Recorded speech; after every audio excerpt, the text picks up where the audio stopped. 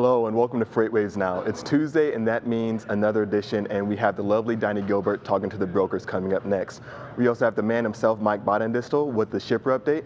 But first, a word from Zach Strickland, the Sultan, with the carrier update brought to you by PowerFleet. Stay tuned.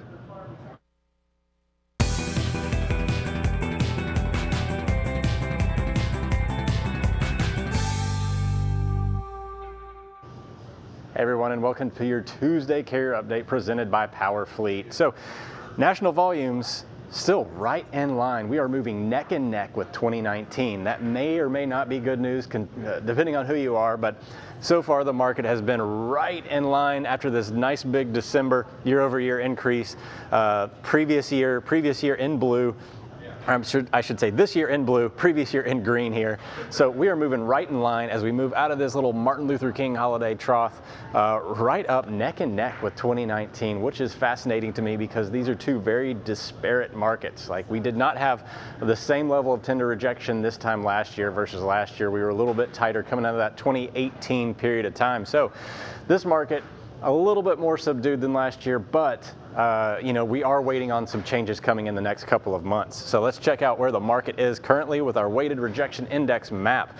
Anything in blue showing a week over week increase in the weighted rejection index, which means that you are going to see some slight tightening potentially in any of these markets versus this time last week. So that's not altogether unexpected, considering that volumes fell off on Martin Luther King Day last Monday. And we really do need to see a little bit of tightening coming out of that market, but overall, tender rejections in the country are down week over week. Just a few spots out here with minimal increase in terms of tender rejection rate. Looking at our top week over week increases, we've got the Portland market right here in blue, which we'll talk about here a little bit later. The Atlanta market, again, at a 2.575. These are not robust weighted rejection index increases. That does not mean you need to go out there and charge another 15-20% on your spot freight that comes your way. It just means that week over week, we're sitting a little bit better or a little bit tighter than we were this time last week. So these values are very low. Think about this. During Christmas, we were seeing weighted rejection indexes above 10 to 15. So that is a significant increase in tender rejection. That's where the spot market is going to show you a little bit more activity in terms of increasing margins. So Portland, Atlanta, Albuquerque, basically just hold your rates steady. These are going to be a little bit more stable markets moving into the next couple of days. So let's look at the next. This is the Atlanta market, I should say, and this is what we're looking at in the national tender rejection index versus the current United States, or the current Atlanta rejection index, I should say.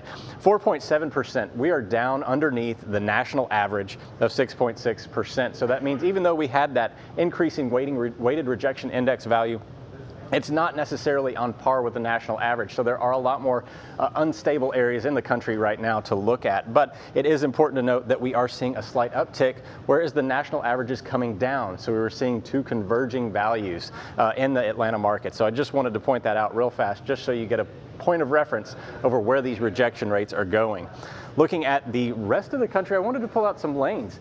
Portland, Oregon, for instance, one of the hotter markets in the country right now, if you can call it hot, considering it's very ice cold throughout the country in terms of rejection rates and capacity. But some of these lanes right here, if you're looking at anything going into Portland, not normally a market a carrier wants to operate out of, 20.49 outbound rejection rate going into Seattle. So a lot of local freight going up to Seattle right now, not getting covered. Then you have Spokane, Stockton, and Los Angeles being the easiest lane to get covered for any shippers out there. So carriers are obviously willing to come down south to make sure that they're getting a little bit more freight in a cooler market out of Portland. So that's breaking down Portland for you, and that'll do it for today's carrier update.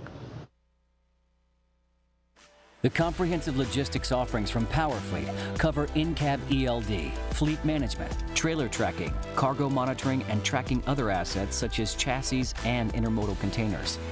Power up your operations with PowerFleet.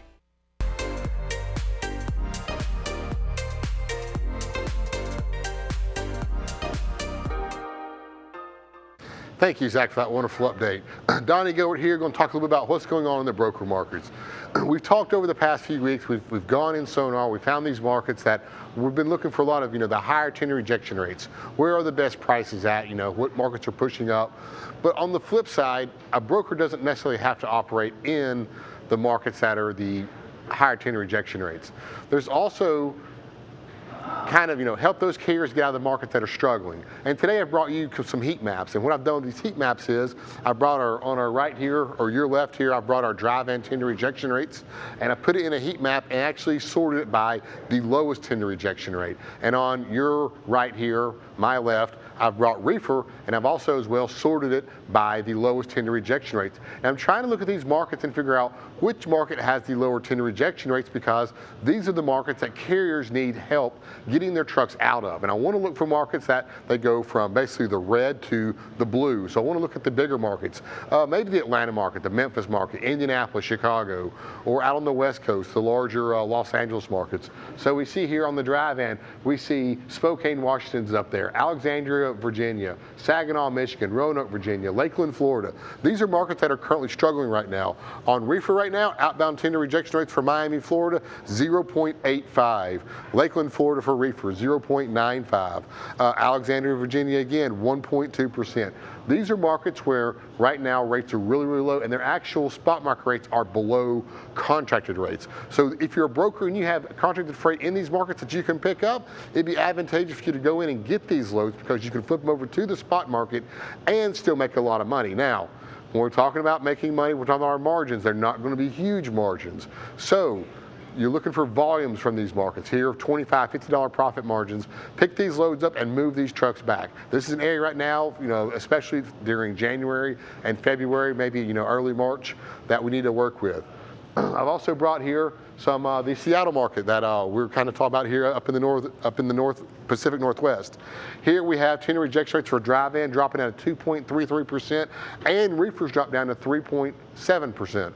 These are both below 4%. So this is a market that is really struggling with rates right now. So another good market for brokers to look at. And here another market is Lakeland, Florida, we talked about. Again, dry van tender rejection rates are 2.15%, and reefer is down to 0.95%. So again, both of these are below 4%. So these are an area where carriers really need help getting out of. Just to jump in some of the more of the dry van markets, Greenville, South Carolina, 2.56%. Alexandria, Virginia, 1.18%. Spokane, Washington, 0.99%. And of course, here on the reefer side, we have Baltimore, 1%. Miami, Florida, 0.85%. And even Dallas-Fort Worth, 2.4%. So again, markets that, on the reefer side, find these loads for these guys, get them moving, and get them to a market that's a lot stronger of a market. Maybe a Memphis, maybe up in the Midwest. Midwest is a much better shape than the Southeast, the Southwest, and the Pacific Northwest. Make sure to tune in to FreightWaves TV this Friday as we discuss the current and future state of freight. The FreightWaves research team has compiled the 2020 FreightWaves Freight Outlook, designed to give you an upper hand in an ever-changing industry. You'll hear in-depth analysis from FreightWaves CEO and founder Craig Fuller, head of research Kevin Hill, and so many more of our freight market experts. We'll also be taking live calls with any questions you may have for 2020. Tune in to the FreightWaves 2020 Freight Outlook this Friday at 2 p.m. following What the Truck.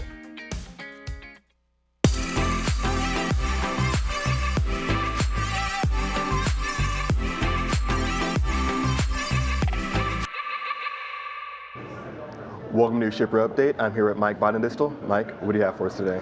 So this afternoon, Canadian National is going to report earnings. CN's been one of my favorite companies to follow over the years, and I think it's particularly interesting sort of this quarter. We know it's going to be a sloppy quarter because of the strike during November. They had already said that they're going to, it's about a 15-cent hit to EPS. On this first chart shows, one of the major trends I think in railroad the last few years is that Canadian rail traffic has outperformed U.S. traffic. You hear so much about the U.S. Railroads getting their margins up, their operating ratios low via the precision scheduled railroading. With National Canadian Pacific, they've had more of a concerted effort recently to grow the volume. So you've seen both near term and longer term this green line, which is the Canadian traffic, outperforming the U.S. traffic, although that was a little bit less true later in 2019 into 2020.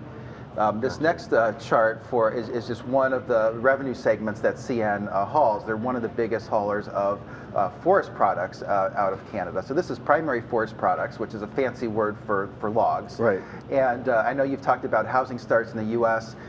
Being fairly solid. Right. So a number of reasons for that. So sort of in sort of contrast to that, Canadian logs have fallen dramatically. So far in 2020, they're down 25%. You've seen this is a seasonality chart. They've been down a couple years in a row, and really that's been because the log prices have been high in Canada, which has caused a lot of the sawmills to shut down in British Columbia. So they've had to fire a lot of people in British Columbia that worked at those sawmills. So it's a difficult situation, but there's not as much sort of cross-border forest product shipments, which has long been sort of one of CN's biggest franchises. Right.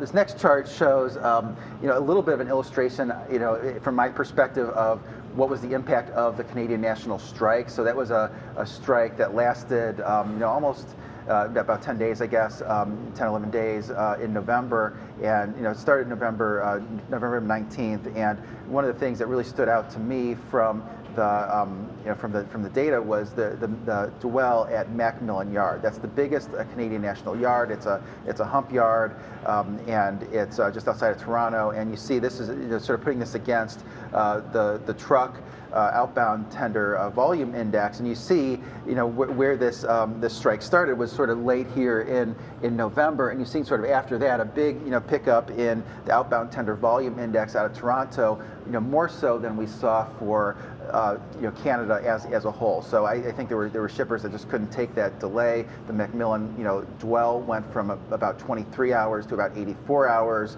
and that's just too long for a lot of shippers. So I think that's one of the big impacts that we've seen. Now you look what it is today, and it looks like that's been normalized. Gotcha.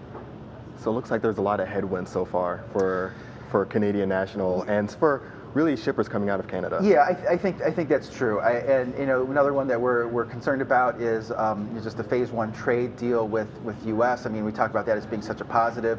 Is it going to be a positive though for the Canadian shippers that move a lot of grain out of the West Coast, out of Vancouver to China? That may actually hurt that, because there'll be more grain coming out of the U.S. as their substitute products. Gotcha. And just quickly, I mean, we're running out of time a little bit, but these are outbound container volumes that from the terminal cities that CN has a presence. And you do see, like you said, another headwind.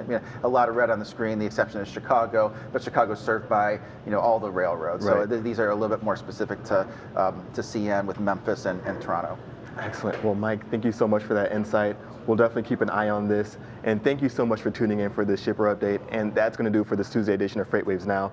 The content doesn't stop here. Our team is always posting around the clock. I don't think they sleep. Don't forget to check us out on our FreightWaves TV app on all your favorite streaming networks, including Apple TV. Thank you so much for tuning in, and we'll see you on the next episode.